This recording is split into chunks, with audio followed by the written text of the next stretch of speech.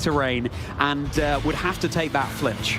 And we'll see if that does come into play as we get into round 13 of the Utrecht special event. It is that Galarian, Articuno, and the Indeedee, the double Psychic lead, versus the double Dark lead on Carlos, Cabal's end, Chien-Pao, and Incineroar. And that's an immediate competitive boost to the Articuno there. Carlos deciding that that's okay. I can still work around an Articuno that's at +2 in its special attack, and that is the Psychic Seed, giving a boost to the special defense of the Indeedee. Not something it really minds about right now in the face of two physical attackers. Now, this is gathered information already for Carlos because it's only Indeedee that could be able to set up the Trick Room. But is that even what Mark is going to do? Perhaps Mark is going to index more on just getting damage down. These are the mind games at play, and mind games all over with this Psychic terrain. It's starting off with a helping hand. Okay, this has got to be an air slash most likely, but it's going to be Icicle Crash first. No! That's just a one-hit KO straight out of there.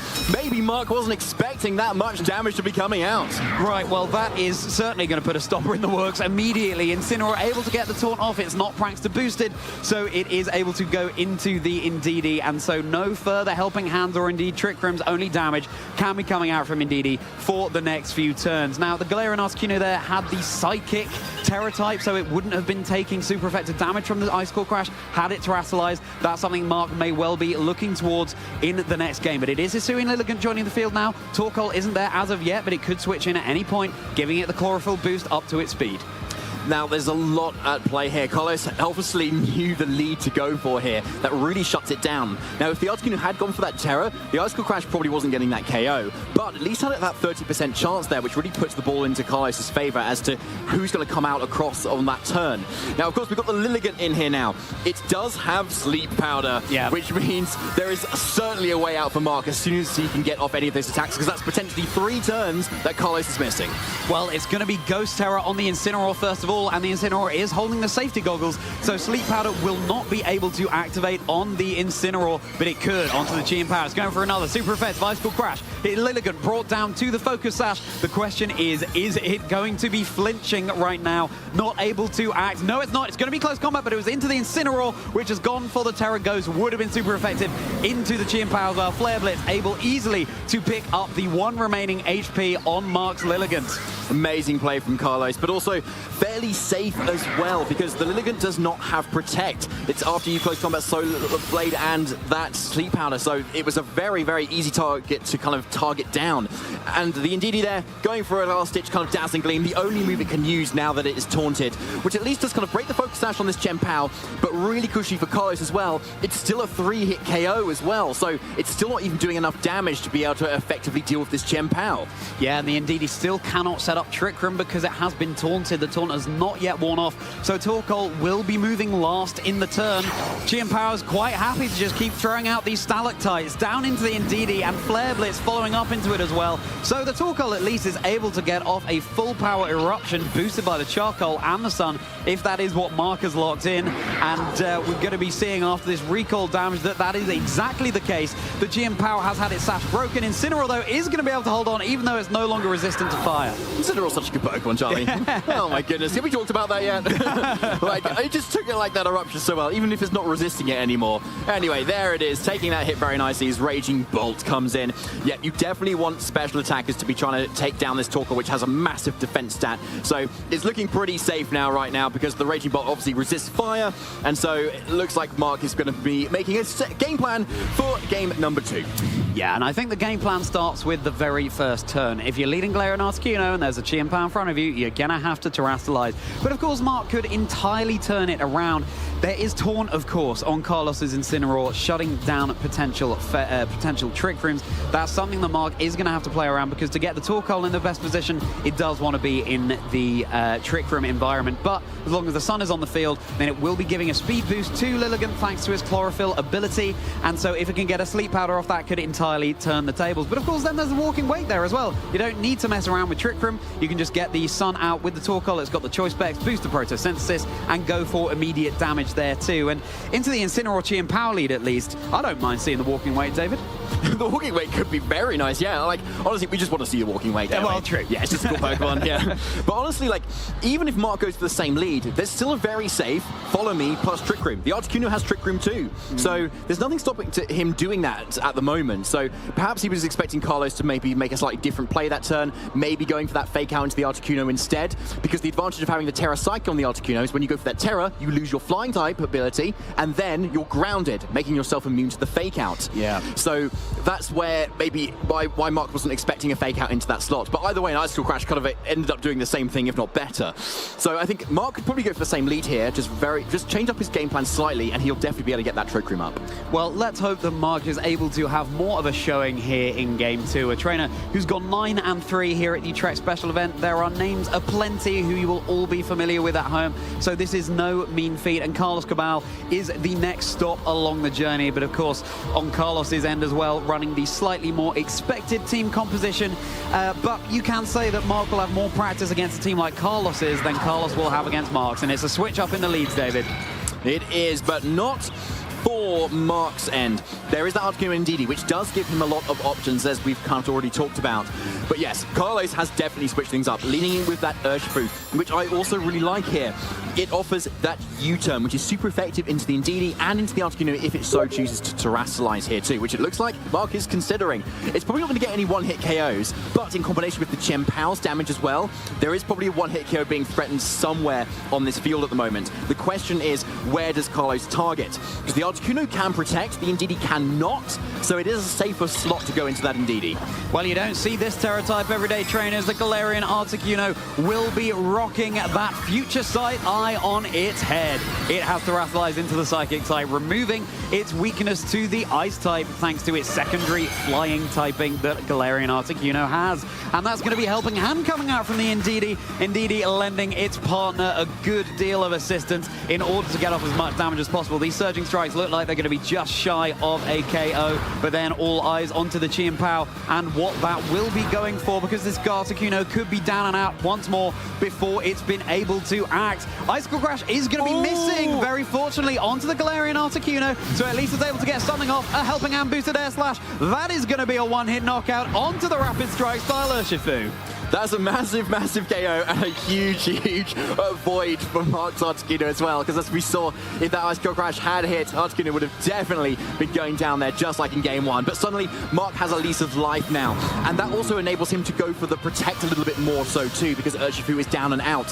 However, Rillaboom is a really nice Pokemon to be bringing here. As you can see, obviously, switches up the terrain completely, so suddenly both of these Pokemon are susceptible to a Fake Out. So you can quite simply Fake Out Ndidi, prevent a Trick Room there, and then KO the Articuno again with the Chen Pao. Well, Articuno is indeed going for the Protect, as the battlefield just got a whole lot more fragrant rather than weird with Rillaboom coming in. Icicle Crash is going to connect this time onto the Ndidi, bring it down to about a third of its health, and a follow-up U-turn is going to be enough to secure the knockout. So Carlos and Mark both have 3 Pokemon apiece. Incredible play there from Carlos. Absolutely calling the defensive play from that Articuno there.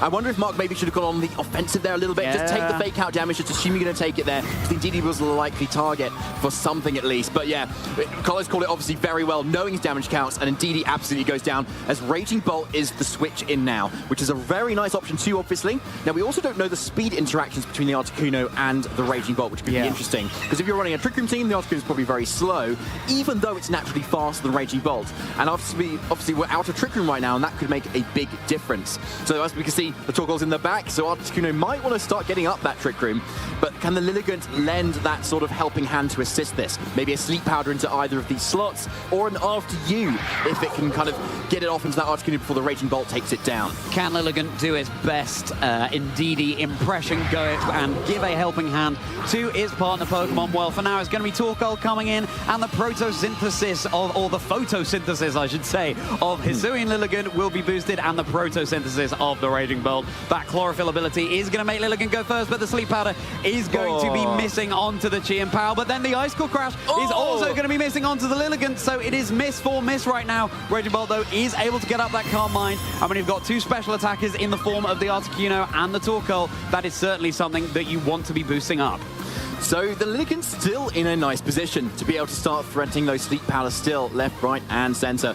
Now, it's probably the Raging Bolt you want to be targeting here, because that's the main thing that's going to be able to do damage into the Torkoal, because it's that special attacker. Whereas Torkoal can relatively shrug off the attacks from the Chien Pao at the moment. Lilligant obviously takes super effective damage, but you have that Focus Sash to keep yourself alive right now. So Sleep Powder into that slot, plus maybe another attack like an Eruption, for instance, could do a lot of damage. Well, Thunderclap for now is just going to get the one-hit knockout onto Torkoal, a Pokemon that isn't so known for its special bulk, but I was not expecting it to just be taken out in one shot. The Sleep Powder is going to be connecting down onto the Raging Bolt now, and Chien Pao is left to its own devices, going for an Icicle Crash, which is going to connect now onto the Lilligant, bringing it down to its Focus Sash, and it's just Galarian Articuno in the back. Where there's a snooze, there's a way, David, but Mark seems like potentially the back is against the wall. I think it looks like it as well. Carlos has been making unreal reads, to be honest, like completely calling what Mark is targeting, what he's protecting, and even despite 2 Icicle Crash misses,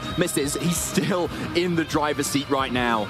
Yeah, certainly there with all 3 Pokemon remaining. Now, if this Hisuian Lilligant were able to put the Chien Pao to sleep, and there were multiple turns of sleep on both of the Pokemon, then yes, could start whittling away. But with the Rillaboom lurking in the back as well, the Galarian Articuno can hit it super effective with Air Slash, but just look at the health bars on Mark's side. It seems like the resources are just a little bit too dwindled. Sucker Punch, though, is the wrong call right now.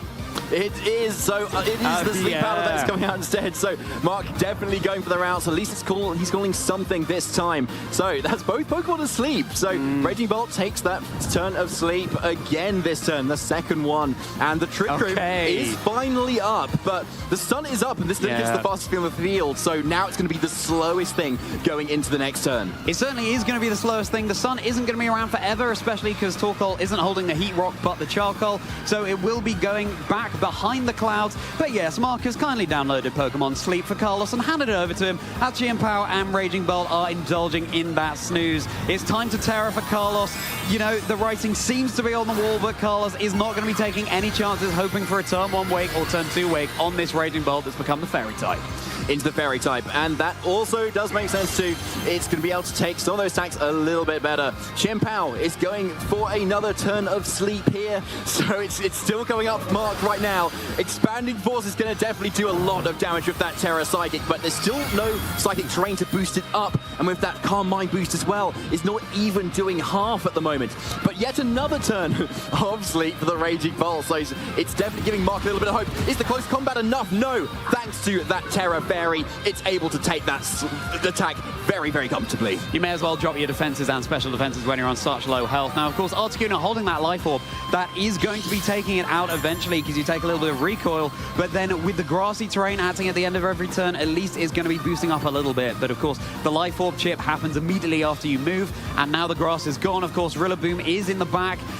Potentially Carlos not wanting to switch it in, even though both Pokemon are asleep, because that is just going to be healing up Mark's Pokemon, and that is really the only way Mark might be able to get back into this game now.